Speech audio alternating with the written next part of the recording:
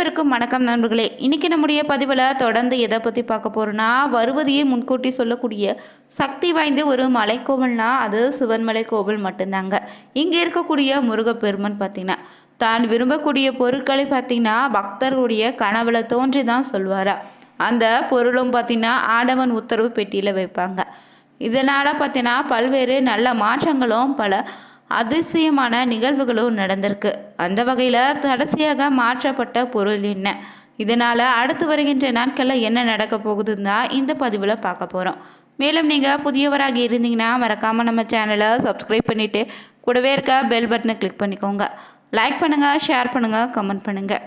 நீங்கள் தனிப்பட்ட முறையில் உங்கள் ஜாதகத்தை பார்ப்பதாக இருந்தீங்கன்னா ஜாதகத்தில் தெளிவான பதிவையும் பரிகாரத்தையும் பெற்றுக்கொள்ள நீங்கள் வீடியோவில் டிஸ்கிரிப்ஷனில் கொடுத்துருக்க நம்பருக்கு மறக்காமல் கால் பண்ணி தெரிஞ்சுக்கோங்க. வாங்க நண்பர்களே, வீடியோக்குள்ளே போகலாம். காங்கேயம் அருகே அமைந்திருக்கக்கூடிய சிவன்மலையில் இருக்கக்கூடிய சுப்பிரமணிய சுவாமி கோயிலில் தாங்க ஆடவன் உத்தரவு பெட்டின்னு சொல்லக்கூடிய கண்ணாடி பேழையில் கடல் நீர் வைத்து சிறப்பு பூஜை கடைசியாக வழிபாடு நடந்திருக்கு.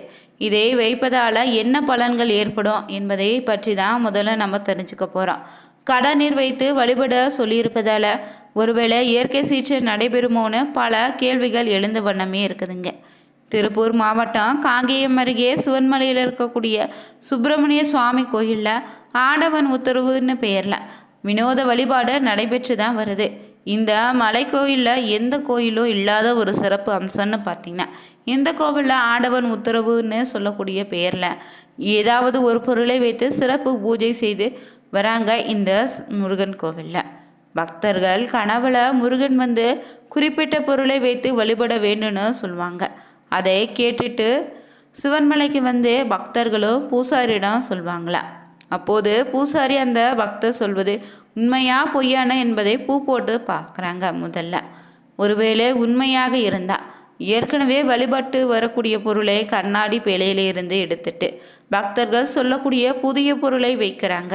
இதனால தான் ஆடவன் உத்தரவுன்னு இந்த கண்ணாடி பேழைக்கு பெயரும் ஏற்பட்டிருக்குங்க.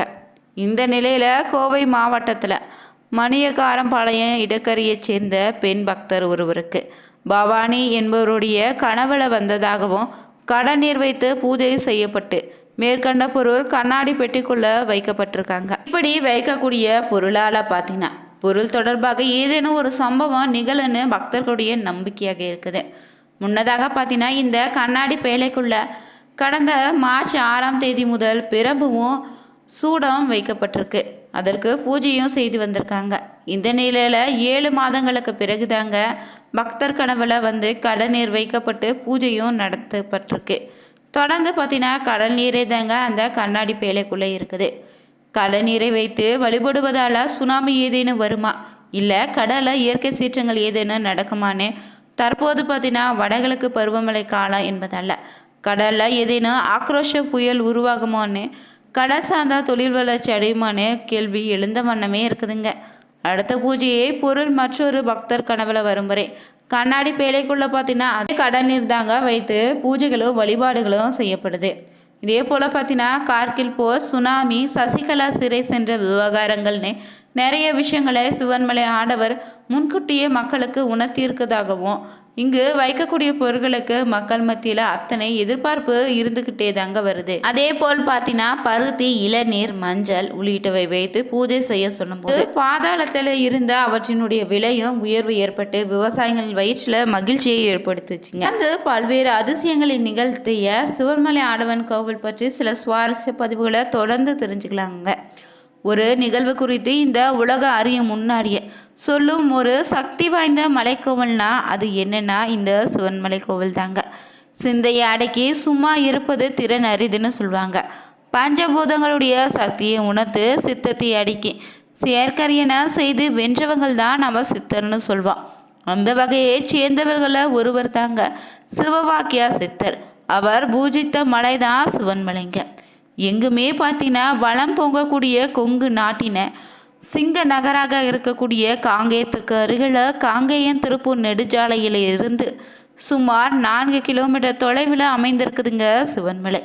இந்த மலை மீது கோயில் கொண்டு அருள்பாலித்து வரக்கூடிய அருள்மிகு சுப்பிரமணிய சுவாமி திருக்கோயில் பார்த்தீங்கன்னா கடந்த பல வருடங்களுக்கு முன்னாடியே பாட்டாளி மலைன்னு சொல்லியிருக்காங்க.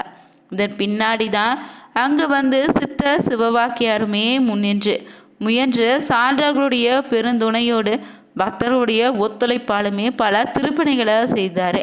அது முதல் இந்த மலை சிவன்மலைன்னு பெயர் பெற்றுச்சுங்க. இங்கு பார்த்தீங்கன்னா அந்த காலத்தில் இந்த மலையை சுற்றி பசுக்கள் சூழ்ந்து மேய்ந்து வர அளவுக்கு வளம் பெற்று இருந்திருக்கு. பசுக்களே நம்ம சேய்ன்னு தமிழில் சொல்வோம்.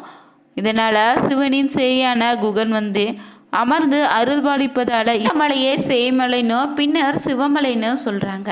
இந்த மலையினுடைய சிறப்பு குறித்து அங்கு சாமி கும்பிட வந்த ஈரோட்டை சேர்ந்த காங்கிரஸ் கட்சி பிரமுகராக இருந்த ராஜேஷ் என்பவரிடம் பேச்சு கொடுத்தோம். அவர் நம்மிடம் என்ன சொல்லியிருக்காருன்னா, சிவன்மலை முருகன் பார்த்தீங்கன்னா பெருமாளுடைய சிறந்த திருத்தலங்களில் இதுவும் ஒன்று.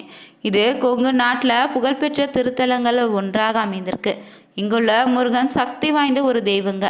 தான் தெரிவிக்க விரும்புவதே பக்தர்கள் கனவுல வந்து தான் கட்டளையிட்டு பின் நடப்பதை முன்கூட்டியே தெரிவிக்கக்கூடிய அபூர்வ சக்தி கொண்ட ஒரு மலைக்கோவில்னு சொல்லியிருக்காங்க.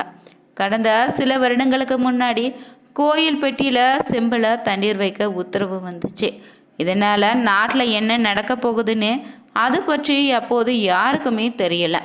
ஆனால் சில நாட்களையே தமிழகத்தில் மக்கள் மனங்களை இன்னுமே மாறாத வடுவாக இருப்பது பேரழிவுன்னு சொல்லக்கூடிய அரக்கன் பார்த்திங்கன்னா சுனாமி ஏற்பட்டு அப்பாவர்களுடைய பலர் உயிரையும் பழி வாங்கிடுச்சு. அப்போது தான் இந்த பெட்டியின் இருக்கக்கூடிய பொருளுக்கு மதிப்பு இன்னும் அதிகமானுச்சுன்னே சொல்லலாங்க. அடுத்ததாக பார்த்தீங்கன்னா மஞ்சள் வைத்து கோயிலில் பூஜை செய்திருக்காங்க. முன்பு காட்டில் சும்மா கிடந்த மஞ்சள் தங்கத்தின் விலையை விட அதிக அளவுக்கு இப்போது மார்க்கெட்டில் விற்பனையாகி வருது. அதே போல் விண்ணை முட்டு அளவு உயர்ந்த விலை இப்போது வரை பழைய நிலைமைக்கு திரும்பலன்னே சொல்லலாம். இது முருகனுடைய திருவிளையாடலாக நம்ம எடுத்துக்கலாம். அடுத்ததாக பார்த்திங்கன்னா அங்கிருந்த கரூரை சேர்ந்த தேமுக முன்னாள் மாவட்ட தலைவராக இருந்த விஸ்வநாதர் என்ன சொல்லியிருக்காருன்னா, நான் இந்த கோவிலுடைய மகிமை தெரிந்து அடிக்கடி வந்து சாமி தரிசனம் செய்து போவேன். இங்கே வந்துட்டு போனாலே ஒரு மாற்றம் நிச்சயம் ஏற்படுது. இந்த கோவிலுடைய சக்தி அபூர்வமானதும் முன்பு ஒரு பக்தர் கனவுல வந்து மண் வைத்து பூஜை செய்ய சொல்லியிருக்கு. அது முதல் இந்த பகுதியில் இருந்த நிலத்தினுடைய மதிப்பு கண்ணா பின்னான்னு தற்போது உயர்ந்திருக்கு.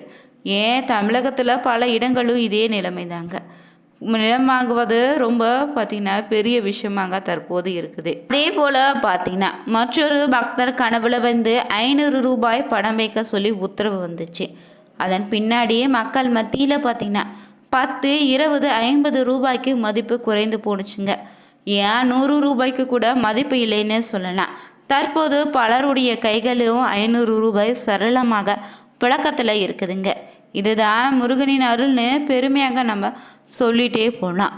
அதே போல் சில வருடங்களுக்கு முன்னாடி பார்த்தீங்கன்னா ஒரு பக்தர் கடவுளை வந்து அரை பவுன் தங்கத்தை வைக்க சொல்லி பூஜை செய்ய சொன்னதாகவும் சொல்லப்படுது. சாமிக்கு கூட தங்கத்தின் மீது காதலான்னு பலருமே வியந்து கிடந்த நிலையில் அடுத்த சில நாட்களையே அதன் உண்மை நிலவரம் உலகிற்கு தெரிய வந்தது. அது என்னென்னு பார்த்தீங்கன்னா தங்கத்தினுடைய விலை தாறுமாறாக உயர்ந்து கொண்டே இருக்குதுங்க. பெண்ணை பெற்றவங்க எல்லாருமே முருகா இது என்ன சோதனை என குரலை உயர்த்திய வண்ணமே இருக்கிறாங்க. நீதான் எங்கள் பெண்ணை கரை சேர்க்க வேண்டுன்னு தற்போது வரை பிரார்த்தனை செய்து கொண்டு தான் இருக்காங்க. அன்று ஏறிய விலையினுடைய நிலவரம் என்று வரையுமே பார்த்திங்கன்னா குறையாமல் உச்சத்திலே இருக்குங்க. இதே போல் மற்றொரு பக்தர் கனவுல வந்து முருகனுமே தேங்காய் வைக்க சொல்லி உத்தரவிட்டார். அதே போல் தேங்காயும் வைத்து பூஜையும் செய்திருக்காங்க. அப்போது தான் தேங்காயின் விலையின் கூட அதிகரித்திருக்கு. ஒவ்வொரு தேங்காய்க்கு கூட ஒரு மவுசு ஆகிடுச்சுங்க. அன்று பார்த்திங்கன்னா ஏறிய தேங்காயின் விலை இன்று அளவுமே குறையலை. தற்போது பார்த்தீங்கன்னா திருப்பூரை சேர்ந்த கோடீஸ்வரன் என்ற பக்தர் கனவுல தோன்றி பார்த்திங்கன்னா பச்சை அரிசி வைக்க சொன்னிச்சு. அதே போல் பார்த்தீங்கன்னா தற்போது அரிசியின் விலையும் உயர்ந்து கொண்டே இருக்குதுங்க. இறுதியாக பார்த்தீங்கன்னா இந்த ஆண்டவன் உத்தரவு பெட்டியில் கடனில் வைத்திருக்காங்க. இதனால் ஏற்படக்கூடிய விளைவுகளை நம்ம காத்திருந்து தாங்க தெரிஞ்சுக்க முடியும். இந்த சிவன்மலை ஆண்டவனுடைய மகிமை என்ன, இதுவரை பார்த்தீங்கன்னா ஆண்டவன் உத்தரவு பெட்டியில் வைத்துள்ள பொருட்கள் என்னன்னு தெரிஞ்சுக்கொண்டோம். உங்களுக்கு முருகனை பிடிக்குன்னா மறக்காமல் ஓ முருகா போற்றி என்னும் மந்திரத்தை கமெண்ட் பாக்ஸில் பதிவிடுங்க. வீடியோ பிடிச்சிருந்தா லைக் பண்ணுங்கள், ஷேர் பண்ணுங்கள், கமெண்ட் பண்ணுங்கள். அனைவருக்கும் நன்றி நண்பர்களே.